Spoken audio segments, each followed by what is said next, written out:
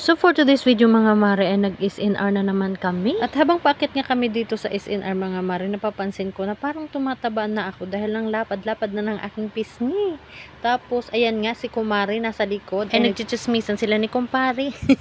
At pagkapasok na nga namin dito sa loob mga mare, niyaya ko si Josawa na kumain na muna kami ng pizza. At dahil bawal na nga maggutuman na inyong Kumari, ayan na nga at nag-order na muna kami ng pizza. So hinati lang namin yan yung one piece dahil malaki na nga ito. So nagmerienda sa mi kay bago mi mamalit ingon ko sa iya magmerienda sa mi. So 14 kaon sa babaji kay dili lagi pwede nga magutuman. Since akong bana dili gyud na siya mabusog og dili kanon, so ingon ako magmerienda sa tag pizza unya lang ta mga og kanon inig humanam og pamalit. So dili jud halata nga dili ko gugutom ana.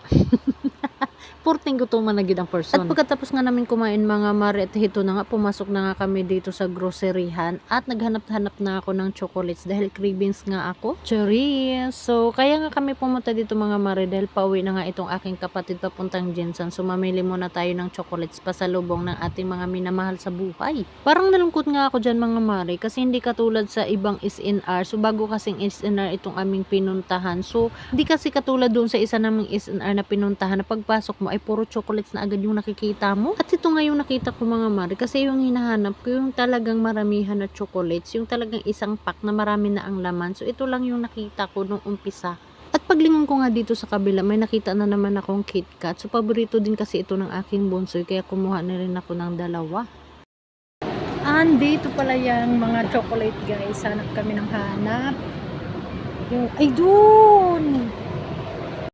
At tuwang-tuwa nga ako mga mare nung nakita ko nga ito maramihan na to dahil nga parang mas makasave ka kasi pag ito talaga yung bibilhin mo. Kulang-kulang 3 kilos na rin kasi yan mga mare at 1,634 lang. At kitang-kita nga sa pagmumukha ko mga mare na tuwang-tuwa talaga ako na may nakita akong madaming chocolates dito banda. Sa sobrang daming chocolates nga mga mare talagang malilito ka kung ano nga yung pipiliin mo. At yung kulay blue nga sa taas mga mare nakita ko na may kinuha na nga ako dito kanina kaya ayan binalik ko nga yan. At syempre kung may pasalubong sila doon syempre hindi rin kami papahuli dito at mahilig nga ako sa chocolates kaya hayan namili na muna ako ng para din sa amin. At dahil mas gusto nga ni Josawa yung isang maramihan na yan, so ayan kumuha nga ako ulit ng isa para din dito sa amin. Dahil panghimagas din daw pagkatapos kumain kasi nga naglalakad-lakad kami pagkatapos namin kumain at nagngangat-ngat nga kami ng kung ano-ano kaya hayan namili kami ng mga chocolates. At hinanap ko nga yung pipero na paborito ko mga maributi na lang nakita ko.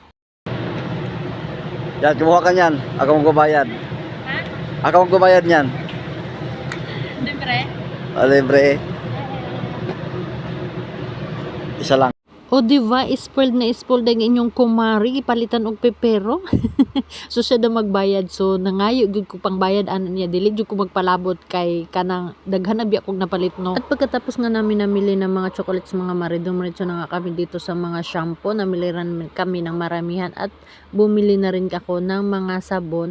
Ang kagandahan kasi dito sa SNR is may mga free siya pag maramihan yung bibilhin mo, tulad niyang sabon na yan. At pagkatapos yan dumiretso na rin kami dito sa mga pamilihan ng mga ulam kasi sabi ni Josawa mamili na rin daw ako ng mga pang-almusal at dahil nga bawal na nga ako magkapilang so dapat kakain na ako ng kanin ng almusal.